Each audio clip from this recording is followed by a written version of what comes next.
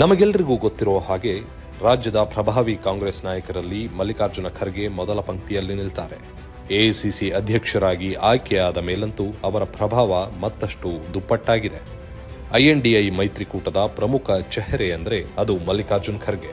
ರಾಷ್ಟ್ರದಲ್ಲಿ ನಡೆಯುತ್ತಿರುವ ಲೋಕಸಭಾ ರಣಕಣದಲ್ಲಿ ಅತಿ ಹೆಚ್ಚು ಸೀಟುಗಳನ್ನು ಅವರ ಅಧ್ಯಕ್ಷತೆಯಲ್ಲಿ ಗೆಲ್ಲಲೇಬೇಕಾದಂತಹ ಅನಿವಾರ್ಯತೆ ಇದ್ದೇ ಇದೆ.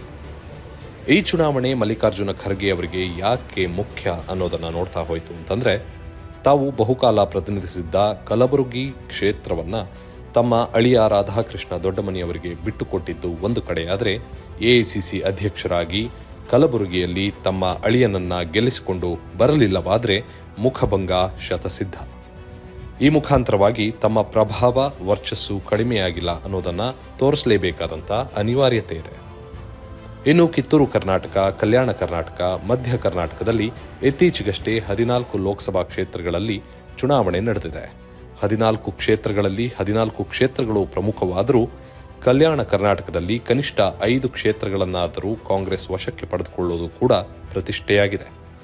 ಅದರ ಜೊತೆಗೆ ತಮ್ಮ ಮಗ ಪ್ರಿಯಾಂಕ್ ಖರ್ಗೆ ಅವರು ಕೂಡ ತಮ್ಮ ಪ್ರಭಾವ ಎಷ್ಟಿದೆ ಅನ್ನೋದನ್ನು ತೋರ್ಪಡಿಕೆ ಮಾಡಲೇಬೇಕಾದಂತಹ ಅನಿವಾರ್ಯತೆಯೂ ಕೂಡ ಇದೆ.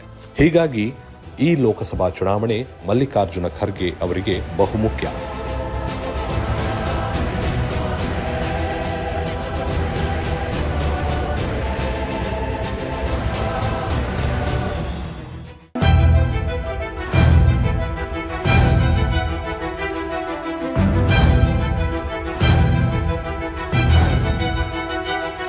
BS ಯಡಿಯೂರಪ್ಪ ರಾಜ್ಯ ರಾಜಕಾರಣದಲ್ಲಿ ಬಹುದೊಡ್ಡ ಹೆಸರು. ಒಂದು ಕಾಲದಲ್ಲಿ ಯಡಿಯೂರಪ್ಪ ಗುಡುಗಿದರೆ ವಿಧಾನಸೌಧ ನಡುಗುವುದು ಅಂತ ಮಾತಿತ್ತು. ಈಗ ಅದಿಲ್ಲ. ಆದರೆ ಬಿಜೆಪಿ ಪಕ್ಷದಲ್ಲಿ ತಮ್ಮ ಹಿಡಿತವನ್ನ ಇನ್ನೂ ಇರಿಸಿಕೊಂಡಿದ್ದಾರೆ. ಅದಕ್ಕೆ ಸೂಕ್ತ ಉದಾಹರಣೆಗಳು ಸಾಕಷ್ಟಿದೆ. ಬಿಜೆಪಿ ಹೈಕಮಾಂಡ್ಗೆ ಯಡಿಯೂರಪ್ಪನವರನ್ನ ಬಿಟ್ಟರೆ ಗತಿ ಇಲ್ಲ ಅನ್ನುವಷ್ಟು ಹಿಡಿತ ಇಂದಿಗೂ ಇದೆ. ಒಬ್ಬ ಪುತ್ರನಿಗೆ ಲೋಕಸಭಾ ಟಿಕೆಟ್, ಮತ್ತೊಬ್ಬ ಪುತ್ರ ರಾಜ್ಯದ ಅಧ್ಯಕ್ಷ ಹಾಗೂ ಸ್ವತಃ BS ಯಡಿಯೂರಪ್ಪನವರು ಕೇಂದ್ರ ಸಂಸದೀಯ ಮಂಡಳಿಯ ಸದಸ್ಯರು. ಅಪ್ಪ ಮಗನಿಗೆ ಈ ಲೋಕಸಭಾ ಚುನಾವಣೆ ಬಹುಮುಖ್ಯ. ಕೊಂಚ ಎಡವಟ್ಟಾದರೂ ಹಿಡಿತ ಹಾಗೂ ಹುದ್ದೆ ಕೈತಪ್ಪೋದರಲ್ಲಿ ಸಂದೇಹವಿಲ್ಲ.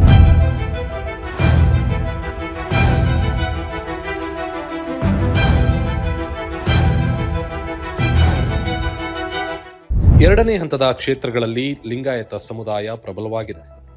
ಲಿಂಗಾಯತರ ನಾಯಕ ಅಂತ ಅನಿಸಿಕೊಂಡಿರುವಂತಹ ಯಡಿಯೂರಪ್ಪನವರಿಗೆ ಇದು ಪ್ರತಿಷ್ಠೆಯ ವಿಷಯ. ತಮ್ಮ ಪುತ್ರ BY ರಾಘವೇಂದ್ರ ಕಣಕ್ಕೆ ಇಳಿದಿರುವ ತಮ್ಮ ತವರು ಜಿಲ್ಲೆ ಶಿವಮೊಗ್ಗ ಕ್ಷೇತ್ರದಲ್ಲಿ ಈ ಬಾರಿ ತ್ರಿಕೋನ ಸ್ಪರ್ಧೆ. ಜತೆಗೆ ಕಳೆದೆರಡು ಬಾರಿ ಹೋಲಿಸಿದ್ರೆ ಈ ಬಾರಿ ತೀವ್ರವಾದಂತಹ ಪೈಪೋಟಿ ಇದೆ. ಮಗನನ್ನು ಗೆಲ್ಲಿಸಿಕೊಳ್ಳುವ ಸವಾಲು ಒಂದು ಕಡೆಯಾದರೆ, ಈಗಾಗಲೇ ಬಿಜೆಪಿಯ ತೆಕ್ಕೆಯಲ್ಲಿರುವ ಅಷ್ಟೂ ಲೋಕಸಭಾ ಕ್ಷೇತ್ರಗಳಲ್ಲಿ ಮತ್ತೆ ಕಮಲದ ಕೀರ್ತಿ ಪತಾಕೆಯನ್ನ ಹಾರಿಸೋದು ಕೂಡ ತಮ್ಮ ಮಗ BY ವಿಜಯೇಂದ್ರ ರಾಜ್ಯ ಅಧ್ಯಕ್ಷರಾಗಿ ಮುಂದುವರಿತಾರೋ ಇಲ್ಲವೋ ಅನ್ನೋದನ್ನ ನಿರ್ಧಾರ ಮಾಡುತ್ತೆ.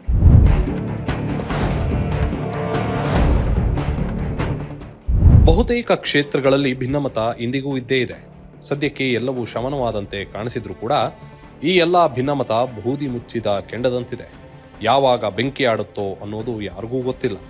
ಇದೆಲ್ಲವನ್ನ ನಿವಾರಿಸಿಕೊಳ್ಳೋದು ಕೂಡ ಯಡಿಯೂರಪ್ಪನವರ ಮುಂದಿರುವಂತಹ ಹೊಣೆ.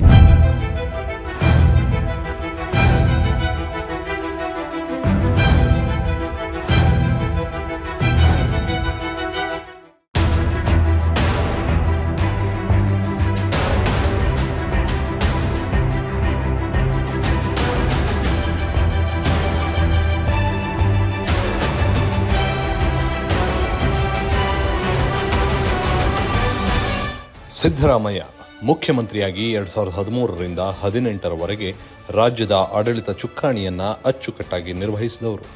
ಅದಾದ ನಂತರ ಮತ್ತೆ 2023ರ ವಿಧಾನಸಭಾ ಚುನಾವಣೆಯಲ್ಲಿ 136 ಸ್ಥಾನಗಳನ್ನು ಗೆಲ್ಲುವ ಮೂಲಕ ಮತ್ತೊಮ್ಮೆ ಮುಖ್ಯಮಂತ್ರಿ ಗಾದಿಯಲ್ಲಿ ಕೂತಿದ್ದಾರೆ. 2024ರ ಲೋಕಸಭಾ ಚುನಾವಣೆ ಸಿಎಂ ಹುದ್ದೆಯಲ್ಲಿ ಮುಂದುವರಿಯುವುದಕ್ಕೂ ಹಾಗೂ ತಮ್ಮ ವರ್ಚಸ್ಸನ್ನು ಉಳಿಸಿಕೊಳ್ಳುವುದಕ್ಕೂ ಬಹಳ ಮುಖ್ಯವಾಗಿದೆ. ಸಿಎಂ ಸಿದ್ದರಾಮಯ್ಯ ಅವರಿಗೆ ಕೇವಲ ಹಳೆ ಮೈಸೂರು ಭಾಗವಲ್ಲದೆ ಉತ್ತರ ಕರ್ನಾಟಕದ ಭಾಗದಲ್ಲೂ ತಮ್ಮ ಫ್ಯಾನ್ ಫಾಲೋಯಿಂಗ್ ಅನ್ನು ಇಟ್ಕೊಂಡಿದ್ದಾರೆ. ಹಾಗಾಗಿ ಎರಡೂ ಭಾಗಗಳಲ್ಲಿ ತಮ್ಮ ಪ್ರಭಾವಳಿ ಬಲವಾಗಿದೆ ಅನ್ನೋದನ್ನು ಎತ್ತಿ ತೋರಿಸಬೇಕಿದೆ. ಅಹಿಂದ ಸಮುದಾಯದ ನಾಯಕ ಎಂದು ಕರೆಸಿಕೊಳ್ಳುವ ಅವರಿಗೆ ಈ ಸಮುದಾಯ ಹೆಚ್ಚಿರುವ ಬಹುತೇಕ ಕ್ಷೇತ್ರಗಳಲ್ಲಿ ಕಾಂಗ್ರೆಸ್ ಕ್ಯಾಂಡಿಡೇಟ್ಗಳನ್ನು ಗೆಲ್ಲಿಸಿಕೊಂಡು ಬರುವ ಸವಾಲಿದೆ. ಬಹುಮುಖ್ಯವಾಗಿ ದಾವಣಗೆರೆ, ಕೊಪ್ಪಳ, ಧಾರವಾಡ, ಹಾವೇರಿ ಕ್ಷೇತ್ರಗಳಲ್ಲಿ ಕುರುಬ ಸಮುದಾಯದವರು ನಿರ್ಣಾಯಕ ಸ್ಥಾನದಲ್ಲಿದ್ದು ಆಯಾ ಕ್ಷೇತ್ರಗಳಲ್ಲಿ ಕೈ ಅರಳಿಸುವ, ಕಮಲ ಬಾಡಿಸುವ ಟ್ಯಾಲೆಂಟ್ ಅವರು ಪ್ರದರ್ಶಿಸಬೇಕಿದೆ. ಹೀಗಾಗಿ 2024ರ ಲೋಕಸಭಾ ಚುನಾವಣೆ ಸಿಎಂ ಸಿದ್ದರಾಮಯ್ಯನವರಿಗೆ ಬಹುಮುಖ್ಯವಾಗಿದೆ.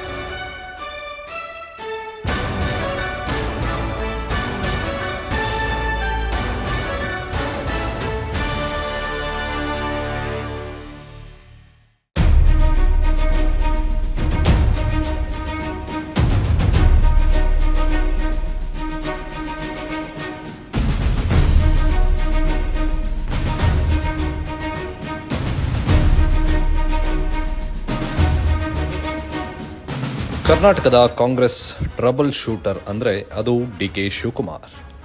ರಾಜ್ಯದ ಉಪಮುಖ್ಯಮಂತ್ರಿ ಹುದ್ದೆಯಲ್ಲಿ ಇರೋ ಡಿಕೆಶಿ ಅವರಿಗೆ ಮುಖ್ಯಮಂತ್ರಿ ಆಗೋ ಆಸೆ ಇದ್ದೇ ಇದೆ.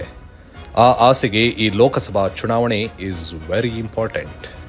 ಯಾಕಂದರೆ 2023ರಲ್ಲಿ ವಿಧಾನಸಭೆ ಚುನಾವಣೆ ಮುಗಿದಾಗಲೇ ಮುಖ್ಯಮಂತ್ರಿ ಗಾದಿಗೆ ಕಣ್ಣಿಟ್ಟು ಕೂತಿದ್ದ ಮಿಸ್ಟರ್ ಡಿಕೆ ಶಿವಕುಮಾರ್ ಉಪಮುಖ್ಯಮಂತ್ರಿ ಹುದ್ದೆಗೆ ತೃಪ್ತಿ ಪಟ್ಟುಕೊಳ್ಬೇಕಾಯಿತು. ಆದರೆ ಒಬ್ಬ ರಾಜಕಾರಣಿಗೆ ಮುಖ್ಯಮಂತ್ರಿ ಆಗೋ ಕನಸು ಇದ್ದೇ ಇರುತ್ತೆ. It's not wrong. ಹಾಗಾಗಿ this Lok Sabha election is very important for D K Shivakumar.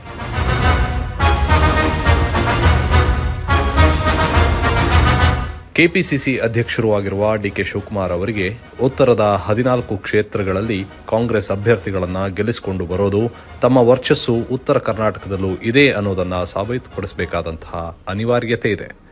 ಜಾತಿ ರಾಜಕಾರಣ ಲೆಕ್ಕದಲ್ಲಿ ಶಿವಮೊಗ್ಗ ಬಿಟ್ಟರೆ ಶಿವಕುಮಾರ್ ಅವರ ಪ್ರಭಾವ ಬೀರಬಹುದಾದ ಕ್ಷೇತ್ರಗಳು 2ನೇ ಹಂತದ ಕ್ಷೇತ್ರಗಳಲ್ಲಿ ಇಲ್ಲ ಅನ್ನೋದರಲ್ಲಿ ನೋ ಡೌಟ್. ಅಧ್ಯಕ್ಷರಾಗಿರುವ ಕಾರಣದಿಂದ ಎಲ್ಲ ಕ್ಷೇತ್ರಗಳು ಕೂಡ very important. I repeat, it's very important. ಅದರಲ್ಲೂ ಆಪ್ತ ಬಣದಲ್ಲಿ ಗುರುತಿಸಿಕೊಂಡಿರುವ ಸಂಪುಟ ಸಹೋದ್ಯೋಗಿ ಲಕ್ಷ್ಮೀ ಹೆಬ್ಬಾಳ್ಕರ್ ಪುತ್ರ ಮೃಣಾಲ್ ಹೆಬ್ಬಾಳ್ಕರ್ ಅನ್ನು ಗೆಲ್ಲಿಸಿಕೊಂಡು ಬರೋದು ಸವಾಲಿನ ಕೆಲಸವೇ ಸರಿ.